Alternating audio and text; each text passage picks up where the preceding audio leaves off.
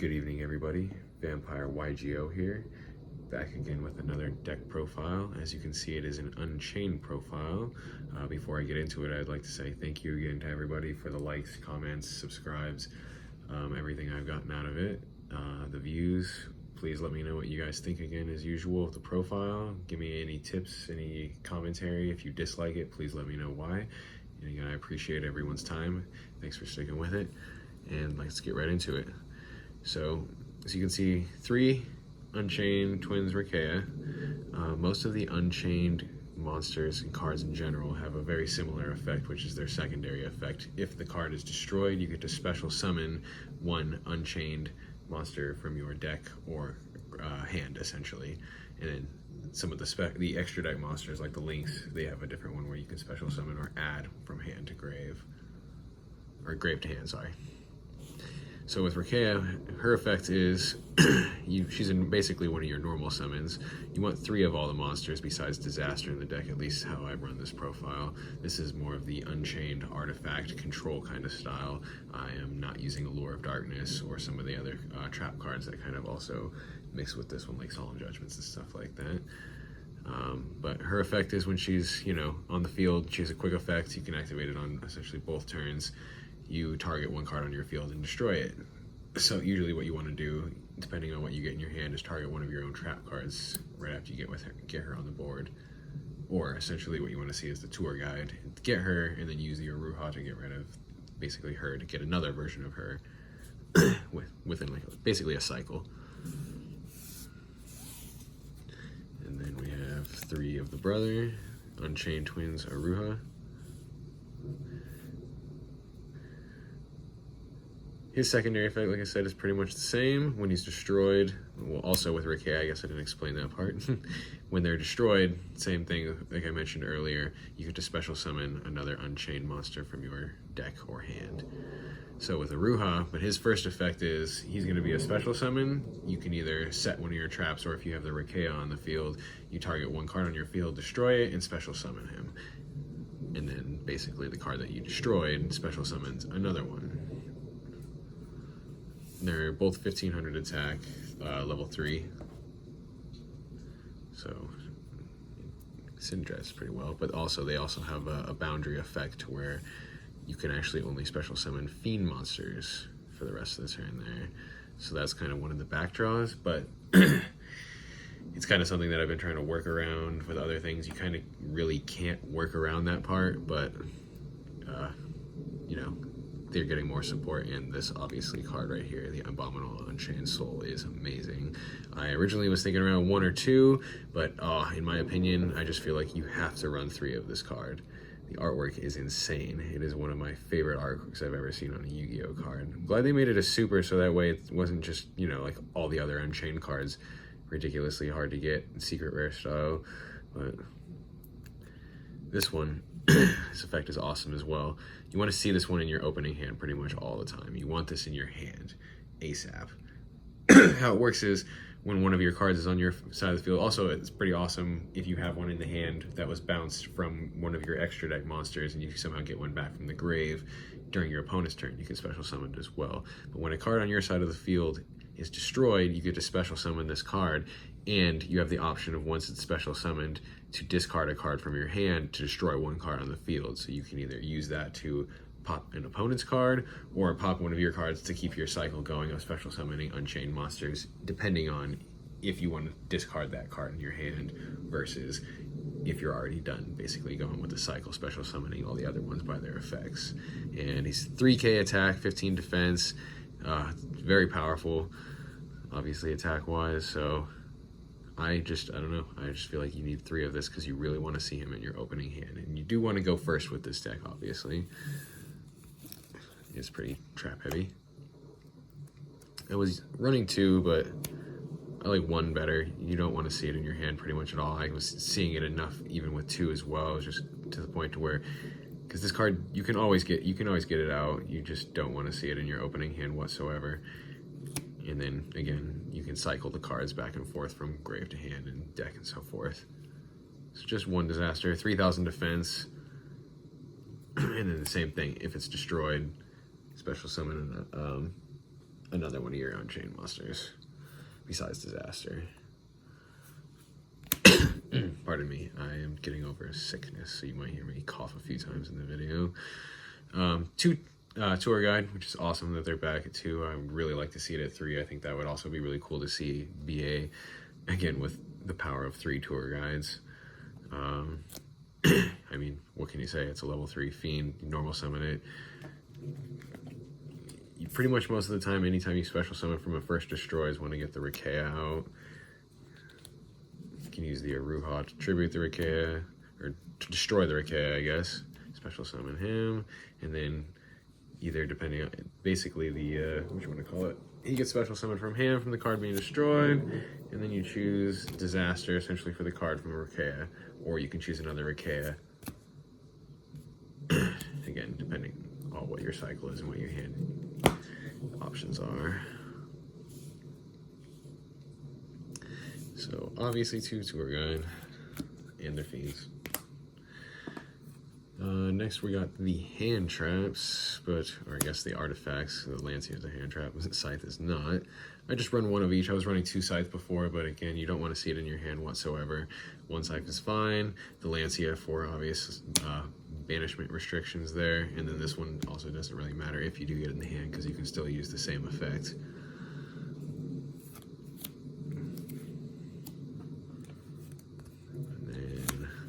Last for the monsters, the 3 Ash Blossom and Joy Spring. Love the artwork. And then I do run Drolls on the side, so I will show off the side deck for this one. And then you want for the Abomination's Prison. Obvious 3 of it's the Rhoda for the deck. Basically what this card does is it searches for any Unchained card from your deck to your hand, any of the spells or the monsters, traps, and then also the same thing if this card is destroyed. So sometimes if you get 2 of these in your opening hand, you can set one, use the Rakeya or a Aruha to destroy it based on whatever other search you get. But like I said, you usually want to use this to get the Abominable Unchained Soul if you didn't get it in your opening hand. It's a crazy card. All the artworks on this deck are ridiculous. Like, man. If you notice too, they're all the monsters themselves. Rakeya is Rage, Aruha is Anguish, and then Sarama, one of the ones that's coming out, is the Abomination. But they haven't really shown what the Abominable Unchained Soul would be. And then we run, if you don't care, I mean, you do care, but you don't care as much because we run 3 of each copy of pretty much everything in the extra deck besides the Nightmare package. 3 Extravagance. Like I said, I'm testing a few different variants of this deck still. I've been testing a lot with one online for when Sarama comes out in the special edition, which is also supposed to be a super, which is awesome that they're not making it impossible to get as well. There's a Lure of Darkness variant that I've been testing out, but right now, Extravagance works awesome. You want 3 Call by the Grave because you pretty much just want to set up a decent board to where you're going to Rage on board. You want to get one of the artifacts or Trap Trick, and then hopefully you have like a hand trap, or you have the Abominable Unchained Soul on board on top of your Rage. And sometimes you'll even have an extra like a Aruha or a Rakeya as well. Usually you want the Rakeya so you can use the quick effect if needed. Excuse me. Off to the traps. We have 3 Abominable Unchained, Chamber of Unchained. Jeez, I don't know why that was so difficult to say right now.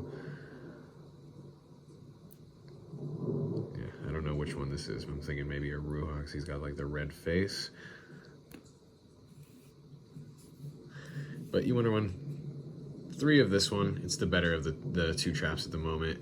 This one is just basically, once you set it, same thing. If it's destroyed, special summon an Unchained monster from your deck or hand, and then its trap activated effect is you get to special summon 1 Unchained monster from your hand or graveyard.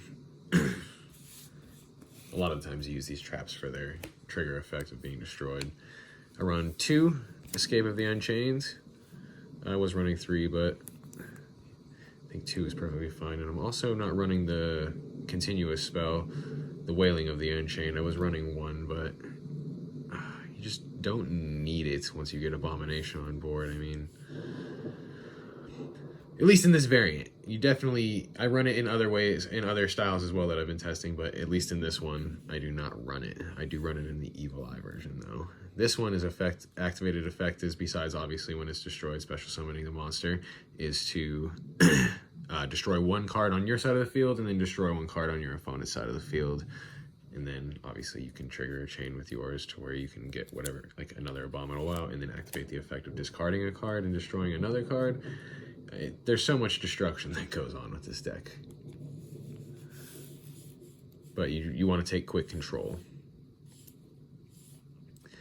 Then you have Artifact Sanctum, obvious, 3 of. Use it to get out either the Lancia or, 75% of the time you're going to go for the Scythe. I do run one Imperm.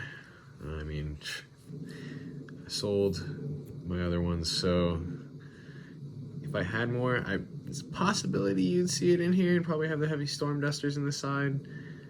But right now, I do have one. That obviously explains itself. And I do run 2 Heavy Storm Duster. These I run with Trap Trick, like I said, in this deck. It's just obvious targets for the back row destruction. Don't really care about giving up the battle phase on the opposite turn. And then we do run 3 Trap Trick.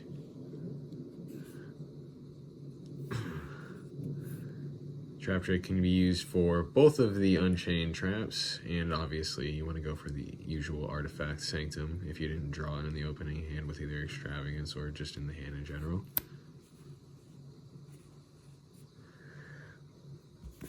And then that would be it for the main deck. Next we would have the extra, and then like I said, I'll actually do the side for this profile as well. And like I said, we're pretty much running 3 of everything in the extra deck besides the Nightmare package. You want 3 Unchained Soul of Rage. This one's one of my favorites. I really like the effect a lot because you can activate it during the opponent's turn. This one's the link 2. So you need 1 Unchained Soul monster, which the Disaster and the Abominable Unchained Soul, those are Unchained Soul cards. The Rakea and the Aruha technically are not Unchained Soul monsters. They're Unchained twins. But this one's effect is during your opponent's turn, quick effect, you target one face-up special summon monster your opponent controls. Immediately after this effect resolves, you link summon 1 dark link monster from your extra deck, which basically you're usually going to go into the Anguish, or you're going to go into the Abominable, or the Abomination, essentially, depending on how many link targets you have, because you can use more than just 1 monster on your side of the field. So you pretty much get him, and he's just like, you just wait till they get their key monster on board, and then you target it, swap it to yours, and then you hopefully, like, you have like a Scythe that you can trigger with it, Ash Blossoms, things like that.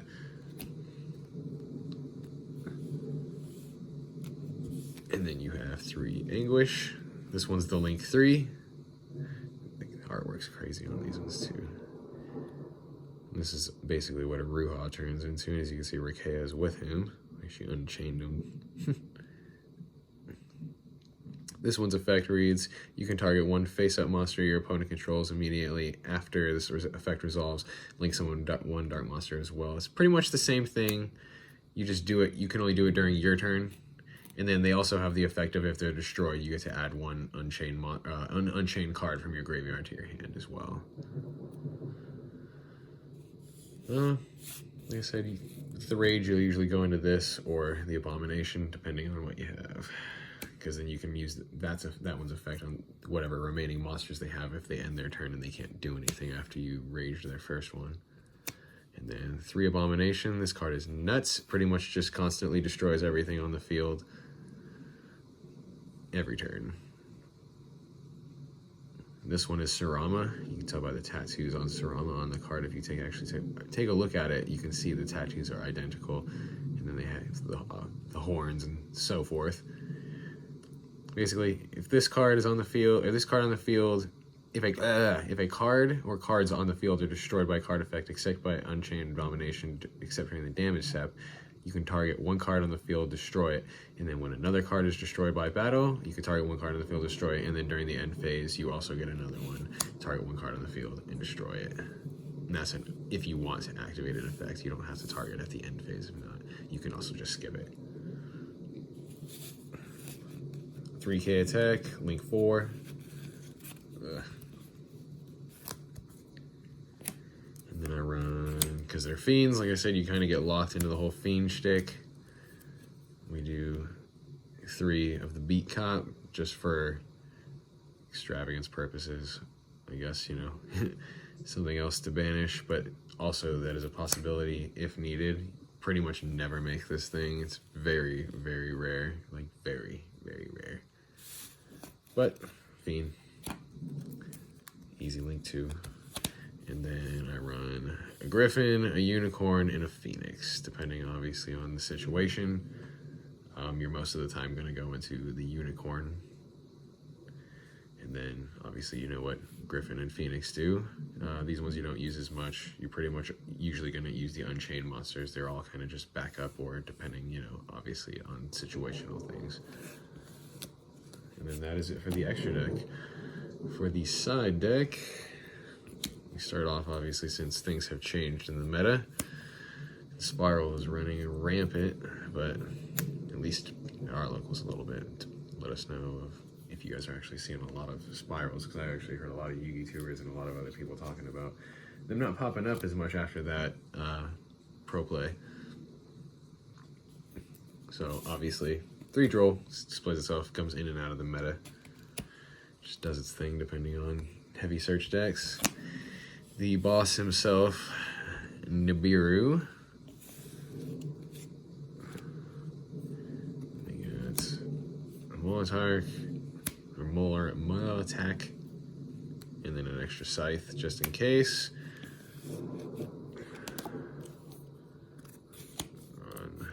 For obvious back row decks, again, 3 Twin Twisters.